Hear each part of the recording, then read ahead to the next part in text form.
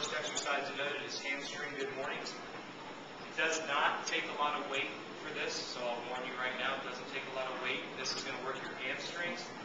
What you'll notice is I'm just holding the weight, letting it hang straight down. Notice that I lock my knees out. All I'm going to do is bend over until I feel my hamstring starting to tug.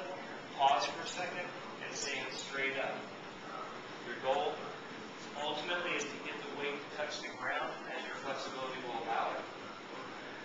The thing that you don't want to do, notice that my back is flat. What you don't want to do is start arching, pull the weight up. You want it needs to be a straight tilting from just the hips with your arms hanging straight down. If you have to arch your back or you have to jerk to get it to come up, then the weight's too much. It should just be a fluid range of motion. And if you do it correctly, you'll feel the back of your legs from behind your kneecap up underneath your bottom. That's where you'll feel the hamstrings work. It's a great exercise for hamstrings, but it's a great way to tear something if you're not real careful. All right. The next exercise that's denoted there is rear deltoid, which is the small muscle on the back of the shoulder. Again, another stabilizer joint for the shoulder, or another stabilizing muscle for the shoulder, rather. What you're going to do is you're going to stand on one leg, and for some of you, that's going to be just a challenge, and that's okay. You're going to bend over to 90 degrees, notice with a flat back, and what you're going to do is just bring the weights up horizontal to the ground. Notice that the weight's just dangling in my fingertips. That puts more duress on the muscle in the back. The other thing is, notice that I'm trying not to throw the weight. What I mean by that is I'm not throwing it to get the weight up. That's not what you want to be doing.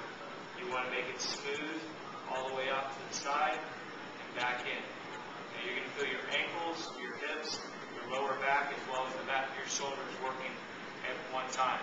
That's what we call functional integration. We're trying to get more than one muscle group working together. So if you feel that in other areas besides the back of your shoulder, that's normal. Okay. Isolated leg squats. All right. Essentially what we're going to do, we're back to single leg again. The amount of weight doesn't matter. It's just there to throw your balance off. What you want to do is look straight ahead, and you want to try to come down to a good 90 degrees. Straight back up. Okay? The thing that you want to be careful of as you're doing these exercises is you want to be careful of protecting your knees. If you get any discomfort below or above the patella, you need to stop this exercise. It may be too early for you to do it. If you've had knee injuries, surgeries, anything like that, your knees may not be capable of handling it. There's nothing wrong with that. A variation of the single isolated legs would be two. Just simply squat down and stand up. The key is let pain be your dictator. If your knees hurt, don't do the exercise. Okay? But remember, when you're doing the isolated leg squats, the foot goes out in front. The idea is to throw your balance off. And that's going to engage your stomach as well as your quads and your glutes all the way up and all the way down through the range of motion. The inner and outer thigh, that exercise is predominantly done on a machine. If you have it in your gym, it's the one that you start with your legs out and you pull them in, or you start with your legs in and go out. If for some reason you don't have that piece of machinery, here's an exercise that you can do that will hit both your inner and outer thigh. This is one that some people get frustrated with, so just be patient with yourself. You kind of want to start like a downhill snow skier. What you're going to do is you're going to sidestep off to the side. Notice that this foot stays flat, and you'll notice that this leg is underneath my shoulder. And then you're just going to come up and right back to that leg.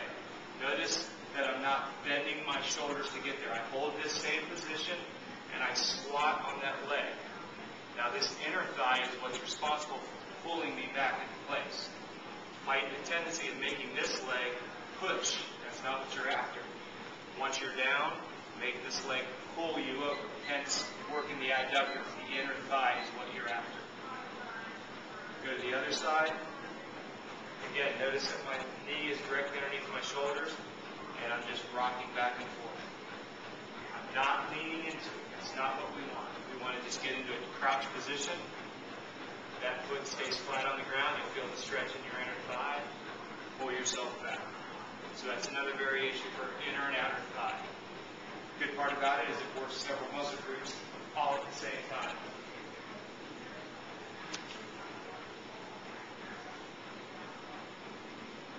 Okay.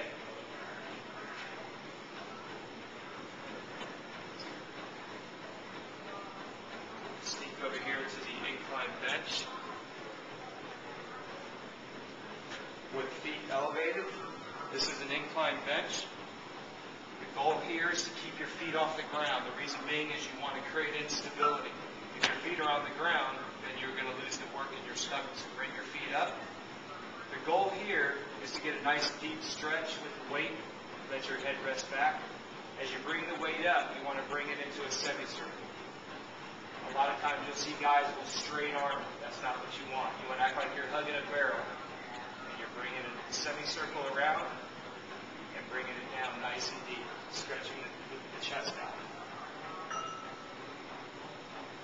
Again, you don't need a lot of weight if you do it correctly. This exercise is going to work up into the pec area quite a bit. Again, part of the catch space, something that we're trying to work a lot on, is stabilizing the shoulder as well as building the chest up itself.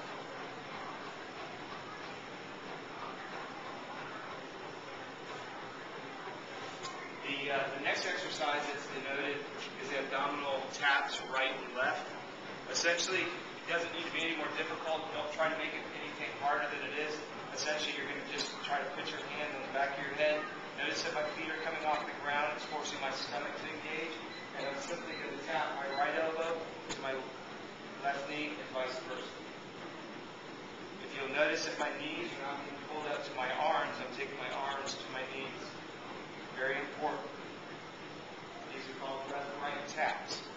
And just you sitting in that position of holding here is going to engage lower abdominals up into the top of the abdominal group, rectus abdominis, underneath your chest.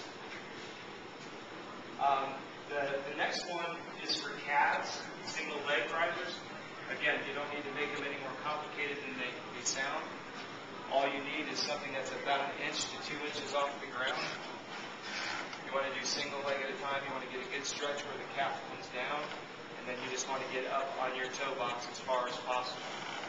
And if you do it slowly, it won't take long before you'll feel that. You'll notice I'm just using a finger on the bar. I'm not putting a depth grip on it, pushing up. It's not a tricep workout, it's a calf workout.